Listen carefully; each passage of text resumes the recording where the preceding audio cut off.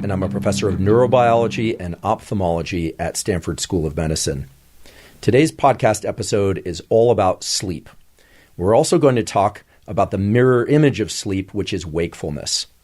Now, these two phases of our life, sleep and wakefulness, govern everything about our mental and physical health. And we're not just going to talk about what's useful about sleep. We're also going to talk about how to get better at sleeping. And that will include how to get better at falling asleep, timing your sleep, and accessing better sleep quality. In doing so, we're also going to discuss how to get more focused and alert in wakefulness. So if you're like most people, which includes me, you have some challenges with sleep, at least every third or fifth night or so, and maybe even more often. So we're really going to go tool heavy today and talk about tools that can help you fall asleep, sleep better, and emerge from sleep feeling more rested. So what determines how well we sleep and the quality of our wakeful state? Turns out that's governed by two forces. The first force is a chemical force. It's called adenosine. Adenosine is a molecule in our nervous system and body that builds up the longer we are awake. So if you've just slept for 8 or 9 or 10 really deep restful hours, adenosine is going to be very low in your brain and body. If, however, you've been awake for 10, 15 or more hours, adenosine levels are going to be much higher. Adenosine creates a sort of sleep drive or a sleep hunger. And a good way to remember this and think about adenosine is to think about caffeine. Caffeine, for most people, wakes them up. It makes them feel more alert. Caffeine acts as an adenosine antagonist. What that means is that when you ingest caffeine, whether or not it's coffee or soda or tea or in any other form, it binds to the adenosine receptor. It sort of parks there, just like a car would park in a given parking slot, and therefore adenosine can't park in that slot. Now, when caffeine parks in the adenosine receptor slot, nothing really happens downstream of that receptor. The receptor can't engage the normal cellular functions of making that cell and you feel sleepy. So the reason caffeine wakes you up is because it blocks the sleepiness receptor. It blocks the sleepy signal. And this is why when that caffeine wears off, adenosine will bind to that receptor, sometimes with even greater what we call affinity, and you feel the crash. You feel especially tired. Caffeine has a lot of health benefits. It also, for some people, can be problematic for health. It can raise blood pressure, etc.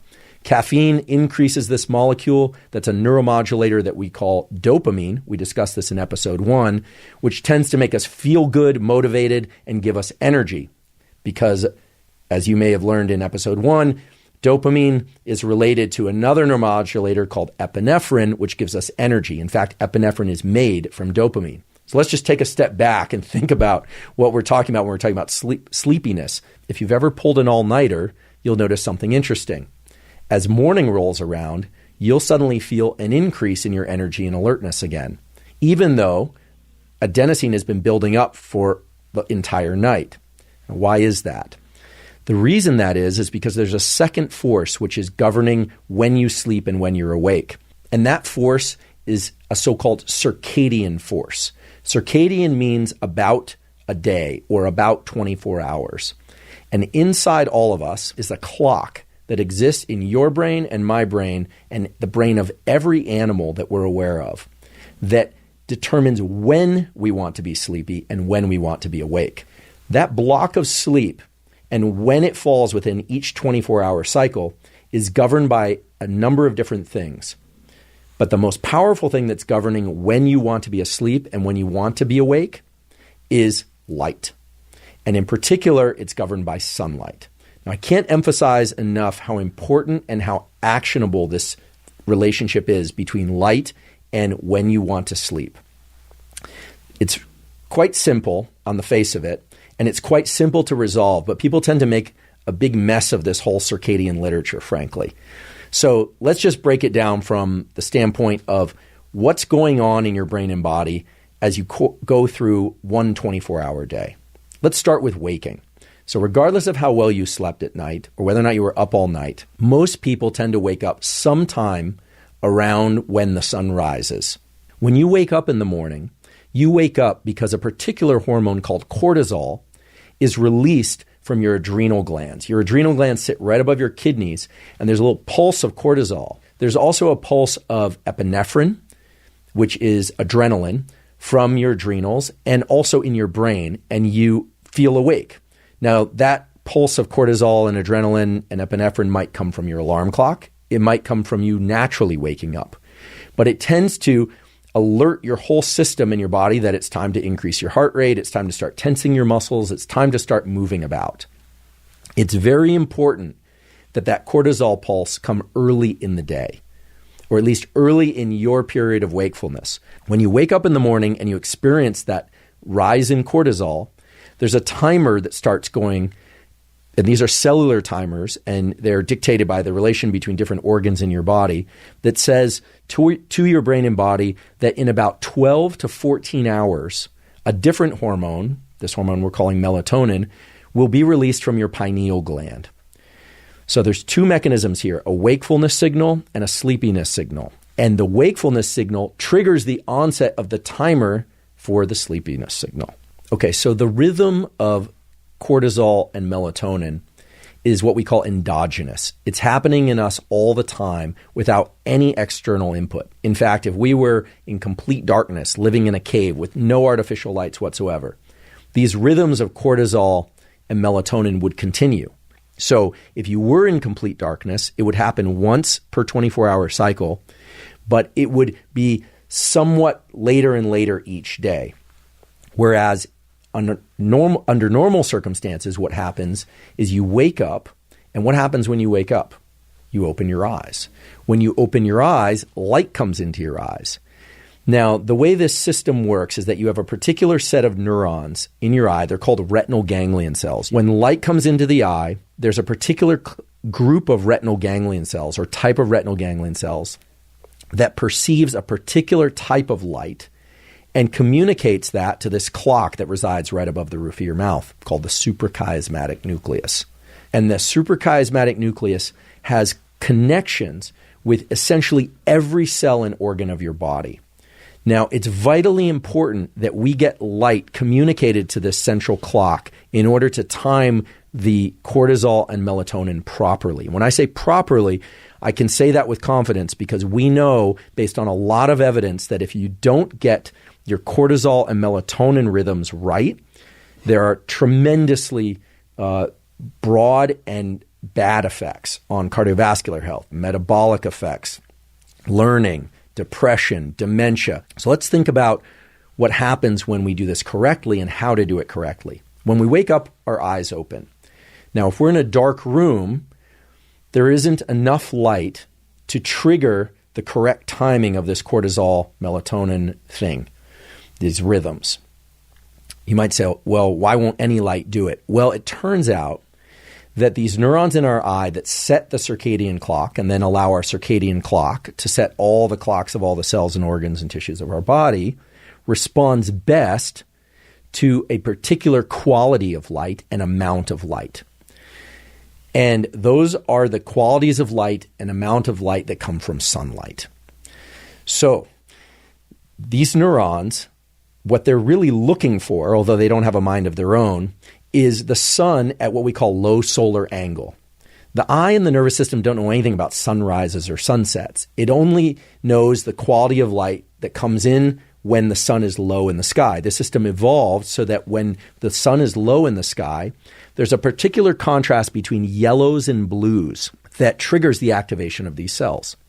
However, if you wake up a few hours after the sunrise, which I tend to most days personally, you still want to get outside and view sunlight. You don't need the sunlight beaming you directly in the eyes. There's a lot of photons, light energy, that's scattered from sunlight at this time. But the key is to get that light energy from sunlight, ideally, into your eyes. It's critically important that you get outside to get this light.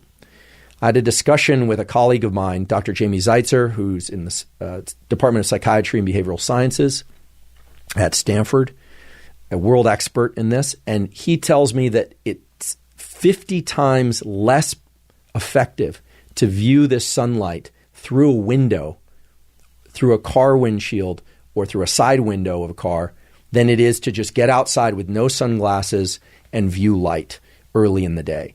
Once the sun is overhead, the quality of light shifts so that you miss this opportunity to time the cortisol pulse. And that turns out to be a bad thing to do.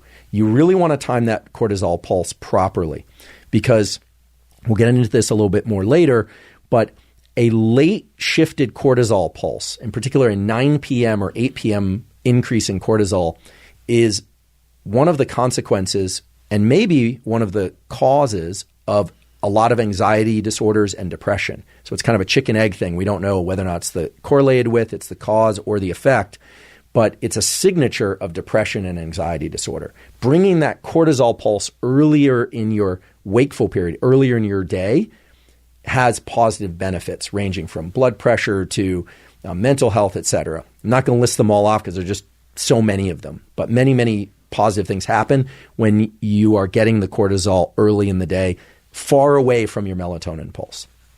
Okay, so how long should you be outside? Well, this is going to vary tremendously because some people live in environments where it's very bright. So let's say it's Colorado in the middle of winter, there's a snow field, there's no cloud cover, and you walk outside, there's going to be so much photon light energy arriving on your retina that it probably only takes 30 to 60 seconds to trigger the central clock and set your cortisol and melatonin rhythms properly and get everything lined up nicely. Whereas if you're in Scandinavia in the depths of winter and you wake up at 5 a.m. and the sun is just barely creeping across the horizon and then goes back down again a few hours later, you probably are not getting enough sunlight in order to set these rhythms. So many people find that they need to use sunlight simulators in the form of particular lights that were designed to simulate sunlight. You could say, well, the lights in my house or my phone are really, really bright. Right? Everyone's telling us to stay off our phones at night because they're really bright. But guess what? It turns out that early in the day, your retina is not very sensitive, which means you need a lot of photons, ideally coming from sunlight, to set these clock mechanisms. So looking at your phone or artificial lights is fine if you wake up before sunrise, but it's not going to work to set these clock mechanisms. So you want to use sunlight. If you can't see sunlight because of your environment, then you are going to have to opt for artificial light. And in that case, you're going to want an artificial light that either simulates sunlight or has a lot of blue light. Now, without going off course here, you might be saying, wait, I've heard blue light is bad for me. Actually, blue light is great for this mechanism during the day. A lot of people will say, oh, I should be wearing blue blockers throughout the day. No, that's the exact wrong thing. That should be reserved for late in the evening, because light suppresses melatonin. Sunlight inhibits the pineal. It prevents it from releasing melatonin. Darkness allows the pineal to release melatonin. So the pineal is not the gland or the organ of sunlight. It is the gland of darkness. In fact, melatonin can be thought of as a sleepiness signal that's correlated with darkness. So get up each morning, try and get outside. I know that can be challenging for people, but anywhere from 2 to 10 minutes of sunlight exposure is going to work well for most people. If you can't do it every day or you sleep through this period of the early day, low solar angle, don't worry about it. These systems in the body, these hormone systems and neurotransmitter systems that make you awake at certain periods of the day and sleepy at other times, are operating by averaging when you view the brightest light. Some of you, many of you, might be asking, what else can help set this rhythm? Well, it turns out that light is what we call the primary Zeitgeber, the time giver. But other things can help establish this rhythm of cortisol followed by melatonin 12 to 16 hours later as well. The other things besides light are timing of food intake, timing of exercise, as well as various drugs or chemicals that one might ingest. Not illegal drugs, although those will impact circadian mechanisms as well. The other thing is sunset. When the sun is also at low solar angle, low, close to the horizon, by viewing sunlight at that time of day in the evening or afternoon, depending on what time of year it is and where you are in the world, these melanopsin cells, these neurons in your eye, signal the central circadian clock that it's the end of the day. There was a really nice study that showed that viewing sunlight around the time of sunset, doesn't have to be just crossing the horizon, but circa sunset, within an hour or so of sunset, prevents some of the bad effects of light in preventing melatonin release later that same night. So let me repeat this. Viewing light early in the day is key. Viewing light later in the day when the sun is setting or around that time can help protect these mechanisms, your brain and body, against the negative effects of light later in the day. So let me talk about how you would do that. You'd go view the sunset, or you would go outside in the late afternoon or evening. Again, if you want to do this through a window at work, that's fine, but it'll take 50 times longer. So the best thing to do is just to get outside for a few minutes, anywhere from 2 to 10 minutes, also in the afternoon.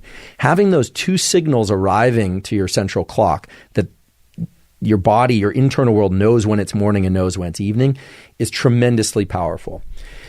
There's always a lot of questions about how long, how much, how do I know if I've had enough? You'll know because your rhythm will start to fall into some degree of normalcy. You'll start to wake up at more or less the same time each day. You'll fall asleep more easily at night. Generally, it takes about 2 or 3 days for these systems to align. So if you've not been doing these behaviors, it's going to take a few days, but they can have tremendous benefits and sometimes rather quickly on a number of different mental and physical aspects of your health.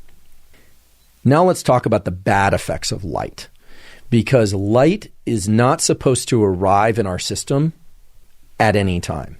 And nowadays, because of screens and artificial light, we have access to light at times of day and night that normally we wouldn't. Now, earlier I said that you need a lot of light, in particular sunlight, to set these clock mechanisms.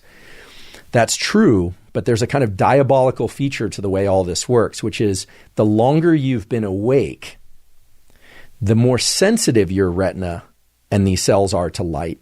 So that if you've been awake for 10, 12, 14 hours, it becomes very easy for even a small amount of light coming from a screen or from an overhead light to trigger the activation of the clock and make you feel like you want to stay up later, make it harder to fall asleep and disrupt your sleep pattern. Okay, so the simple way to think about this is you want as much light as is safely possible early in the day, morning and throughout the day, including blue light, and you want as little light coming into your eyes, artificial or sunlight, after, say, 8 p.m. And certainly you do not want to get bright light exposure to your eyes between 11 p.m. and 4 a.m. And here's why. Light that arrives to the eyes between 11 p.m. and 4 a.m. approximately suppresses the release of dopamine, this neuromodulator that makes us feel good, is sort of an endogenous antidepressant, and can inhibit learning and create all sorts of other detrimental effects. It does this through a mechanism, for those of you who want to know the neural pathways, that involves light to the eyes that's then signaled to a structure called the habenula. When that habenula gets activated, it's actually called the disappointment nucleus, because it actually makes us feel less happy and more disappointed and can lead to certain forms of depression in the wakeful state. Now, if you wake up in the middle of the night and you need to use the bathroom, or you're on an all-night flight and you need to read or whatever it is, fine. It's, every once in a while, it's not going to be a problem to get bright light exposure to your eyes in the middle of the night. But if you think about our lifestyle nowadays and being up late looking at phones, even if you dim that screen, you're triggering this activation, because your retinal sensitivity and the sensitivity of these neurons has gone up late in the day. For those of you that are experiencing challenges with mood, those of you that have anxiety, learning problems, issues focusing, the questions I usually get are, how can I focus better? One of the best ways you can support your mechanisms for good mood, mental health, learning, focus, metabolism, etc., is to take control of this light exposure behavior at night and not get much or any bright light exposure in the middle of the night. These cells in our eye, these neurons that signal the central clock, reside mostly, not exclusively, but mostly in the bottom half of our retina. And because we have a lens in front of our retina, and because of the optics of lenses, that means that these cells are actually viewing our upper visual field. This is probably not coincidental that these cells were essentially designed to detect sunlight, which is overhead, of course. So if you want to avoid improper activation of these neurons, It's better to place lights that you use in the evening low in your physical environment, so on desktops or even the floor, if you want to go that way, as opposed to overhead lights. So overhead fluorescent lights would be the worst. That would be the worst case scenario. Lights that are overhead that are a little bit softer of the sort of yellow or reddish tints would be slightly better. But dim lights that are set low in the room are going to be best because they aren't going to activate these neurons and therefore shift your circadian clock. But let's talk about what light can do in terms of shifting us in healthy ways. So the way to think about this whole system, again, is you've got adenosine building up depending on how long you've been awake, and it's making you sleepy. And then you've got the circadian mechanisms that are timing your wakefulness and timing when you want to be asleep, mainly through cortisol and melatonin.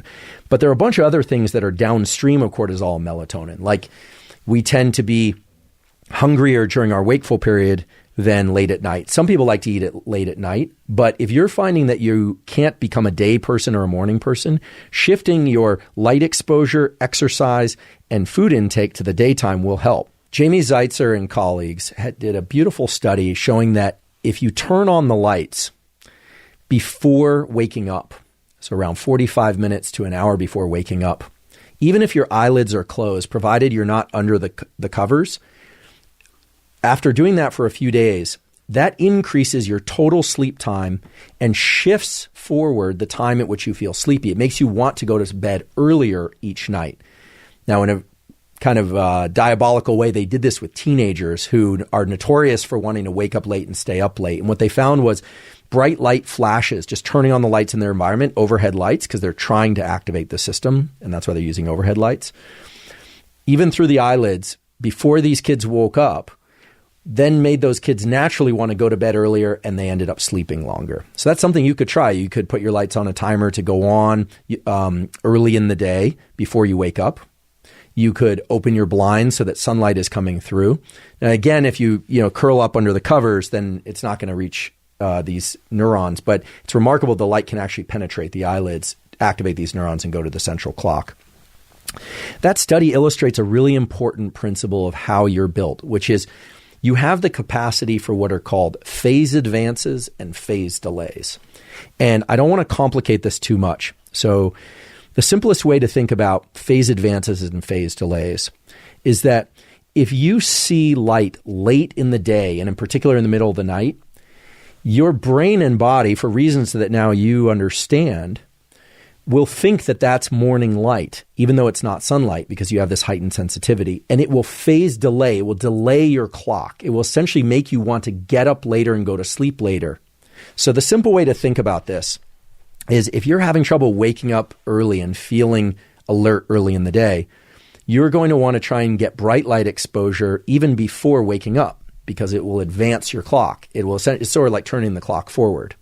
Whereas if you are having trouble waking up early, you definitely don't want to get too much light exposure or any light exposure to your eyes late in the evening and in the middle of the night, because it's just going to delay your clock more and more. And what you're trying to do is provide them anchors. You're trying to provide them consistent, powerful anchors so that your cortisol, your melatonin, and then everything that cascades down from that, like your metabolism and your ability to learn and your sense of alertness, your dopamine, your serotonin, all that stuff is timed regularly.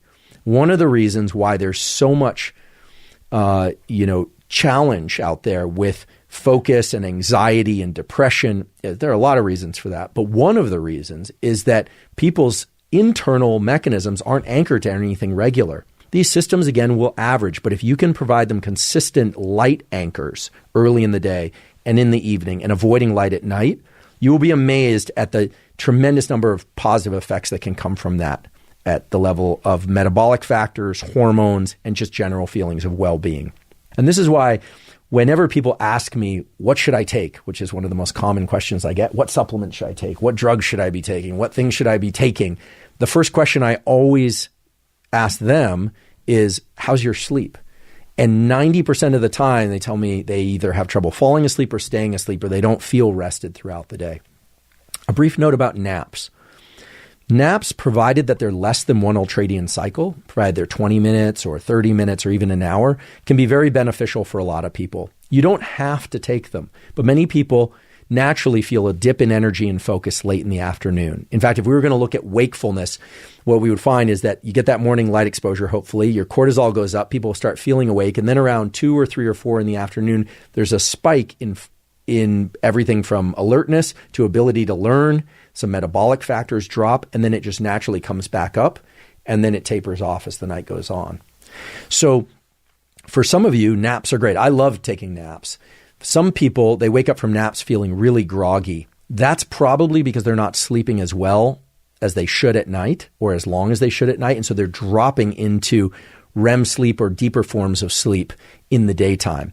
And then they wake up and they feel kind of disoriented. Other people feel great after a nap. So that's another case where, just like with caffeine, you sort of have to evaluate for yourself. Okay, so naps are going to be good for some people, not for others. I personally like to take a nap around 3 or 4 p.m. But there's a practice that I've adopted in the last 5 years that I've found to be immensely beneficial that is sort of like napping, but isn't napping. It's a thing that they call yoga nidra.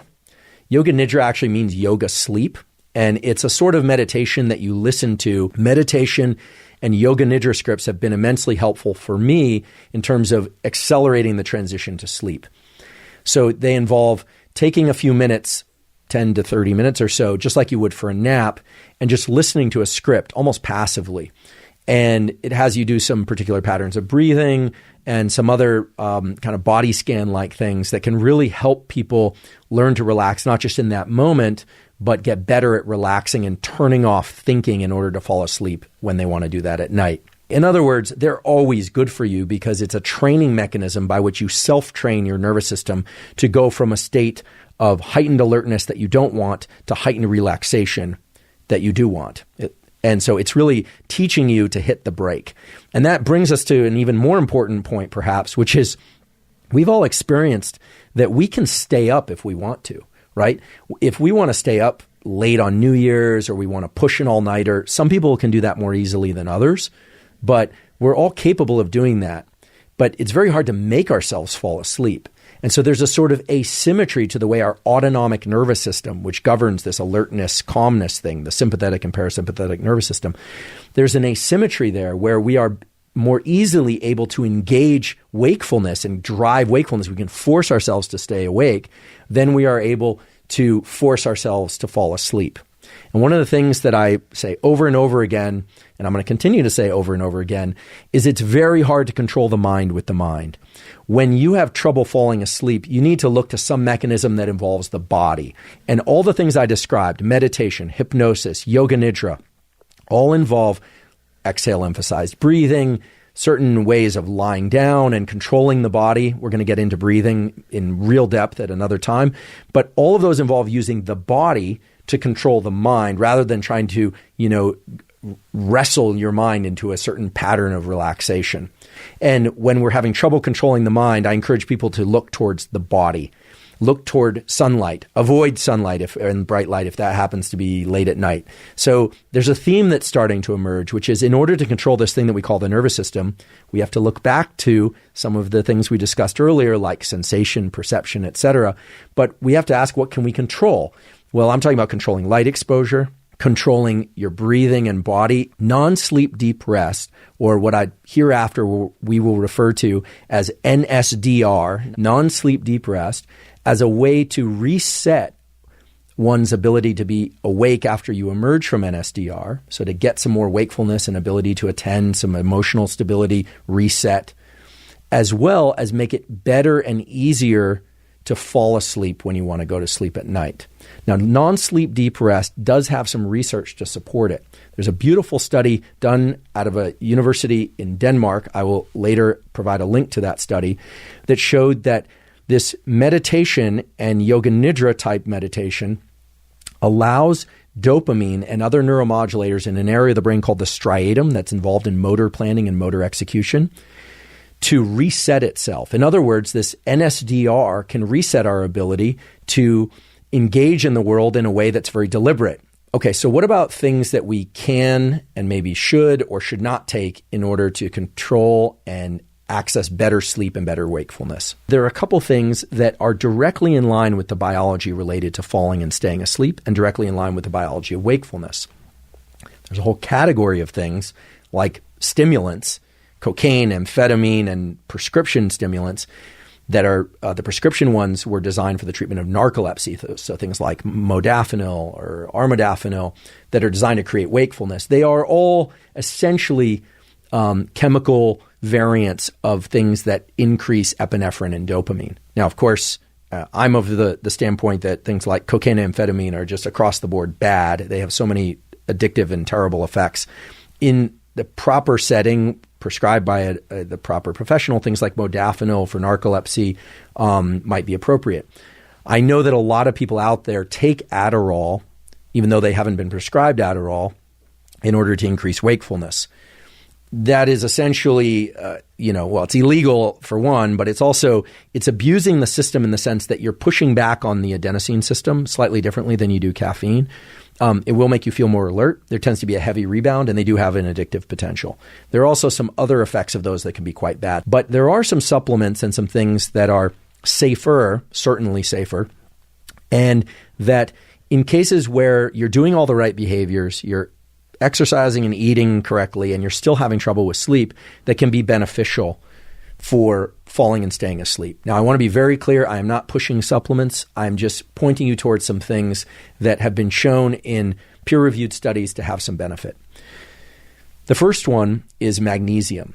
There are many forms of magnesium, but certain forms of magnesium can have positive effects on sleepiness and the ability to stay asleep, mainly by way of increasing neurotransmitters like GABA. There are a lot of forms of magnesium out there, but one in particular is magnesium threonate, Threonate, which you have to check to see if this is right for you. Check with your doctor. The other thing is theanine, Theanine, theanine. 100 to 200 milligrams of theanine for me also helps me turn off my mind and fall asleep. Interestingly, theanine is now being introduced to a lot of energy drinks in order to take away the jitters that are associated with drinking too much caffeine or with some other things that are in the energy drinks. So just a consideration. Again, I'm not here to tell you what to do or not do, but just want to arm you with information. The thing about theanine and magnesium is taken together, they do for some people, they can make them so sleepy and sleep so deeply that they actually have trouble waking up in the morning. So you have to play with these things and titrate them if you decide to use them. Again, if you decide to go this route, I would not start by taking supplements. I would start by getting your light viewing behavior correct, and then think about your nutrition, and then think about your activity, and then think about whether or not you want a supplement. We already talked about melatonin earlier. There's another supplement that could be quite useful, which is apigenin, Apigenin, which is a derivative of chamomile. 50 milligrams of apigenin also can augment or support this kind of creation of a sleepiness to help fall asleep and stay asleep. As an important point, apigenin is a fairly potent estrogen inhibitor. So women who want to keep their estrogen levels high or at whatever levels they happen to be at should probably avoid apigenin altogether. And men take that into consideration as well. Men need estrogen also. You don't want to completely eliminate your estrogen. That it can create all sorts of bad effects on libido and cognition, et cetera. So apigenin in some people is going to be a pretty strong estrogen inhibitor. So keep that in mind. So thank you so much for your time and attention.